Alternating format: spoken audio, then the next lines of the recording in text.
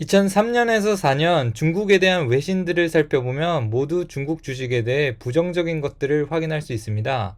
이코노믹스, 파이낸셜 타임즈, 로이터 모두 마찬가지였죠. MS 차이나 인덱스를 살펴보면 지난 10 몇 년 동안 크게 오르지 않은 것을 확인할 수 있습니다. 반면 미국은 엄청난 상승장을 겪었습니다. 2007년부터 시작됐던 상승장이 2024년까지 이어졌습니다. 스마트폰의 탄생, 셰일가스 혁명이 있고, 두 번째로는 세금 감면, 규제 완화가 있습니다. 그리고 세 번째로는 코로나가 불러일으킨 테크붐입니다. 최근은 AI 붐까지 있었죠. 이런 면 외에도 미국은 세계 최고의 기업들을 보유하고 있고 주주를 위한 자본주의가 있으며 높은 생산성을 갖고 있습니다. 또한 낮은 금리를 갖고 있고 기축통화국이며 벤처 및 혁신문화 등을 갖고 있습니다. 그런데 2025년 반전이 생깁니다. 시티은행이 미국 주식 투자 등급을 하향시키고 중국 주식 투자 등급을 상향시킵니다. 2025년 1월부터는 중국 빅테크들이 큰 상승장을 경험합니다. 개인적으로 중국 주식을 오랫동안 보유하고 있는데 이런 반전이 새삼 놀랍습니다.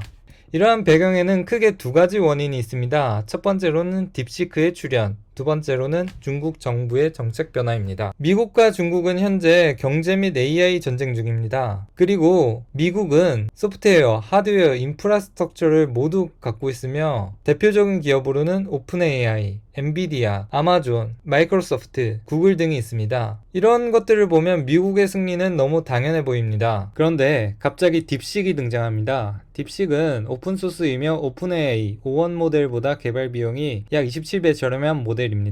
하지만 이러한 성공이 갑작스러운 것은 아닙니다. 이 사진은 인터넷 커뮤니티에서 떠들던 중국의 AI팀과 미국의 AI팀입니다. 중국의 AI팀은 모두 중국인으로 이루어져 있고 미국의 AI팀은 아시안계로 이루어져 있는데 모두가 중국인은 아니어도 중국인이 반드시 포함되어 있을 거라 생각됩니다. 이 외에도 피터 틸, 실리콘밸리에서 일론 머스크와 함께 페이팔을 창시한 창업자인데요. 피터 틸은 한 인터뷰에서 미국의 혁신 대부분은 이미 중국이 카피했다고 말합니다. 이 인터뷰를 같이 보시겠습니다. In other words, globalization for them means, stealing our technologies. But it is interesting to me that we still. Yeah, they haven't quite gotten the memo that we're not doing that much. So they're still trying to steal a lot, but I'm not sure they've figured out that there isn't that much left. 구글의 CEO였던 에릭 슈미스도 미국과 중국의 AI 기술력 차이는 1년 정도라고 말한 바 있습니다. 결국 미국의 승리가 확실해 보이진 않습니다. 최근 중국 정부는 정책 변화를 시작했습니다.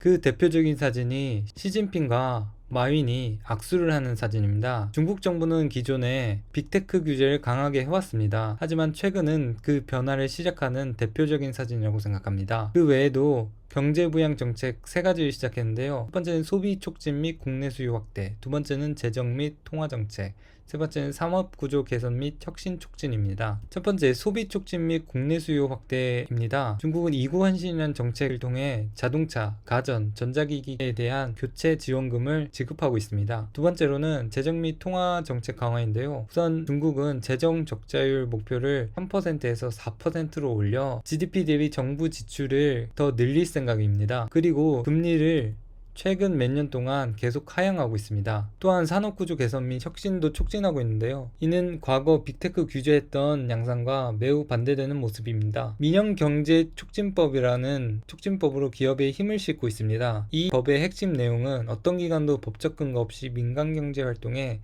벌금을 부과하거나 수수료를 과금할 수 없으며 민영기업의 자산의 기부 체납을 강요해선 안 된다는 법입니다. 그리고 저는 언론이 주목했던 점과 주목하지 않았던 점에 대해 이야기하고 싶습니다. 이 그래프는 중국은행의 대출금을 보여주는 표입니다. 빨간 선은 부동산에 대한 대출금이고 파란 선은 산업계에 주는 대출금입니다.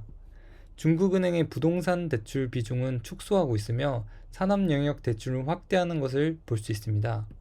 즉, 중국의 심각한 부동산 침체는 그들이 의도했다고 볼 수도 있습니다. 그리고 그들은 산업 영역의 대출을 확대함으로써 기술력 확보하는 것이 그들의 목표인 것으로 보입니다. 미국이 전 세계 GDP 퍼센트를 차지하는 편은 26%이고 중국의 전 세계 GDP 퍼센트는 18%입니다. 반면 미국 MSCI 비중은 65%이며 중국 MSCI 비중은 3%밖에 안 됩니다. 즉 중국 증시는 상당히 저평가되어 있다고 볼 수 있습니다. 개인적으로 사람들이 중국을 싫어하는 이유는 저도 충분히 공감하고 있습니다. 이런 것 때문에 중국을 싫어하는 사람들의 마음은 이해할 수 있지만 중국의 경쟁력, 기술력은 과소평가해서는 안 됩니다. 그리고 중국 공장에서 10만 장의 티셔츠를 미국에 팔았는데 보이콧 차이나라는 글씨가 써져 있네요. 메이드 인 차이나는 정말 어디에나 있는 것 같습니다.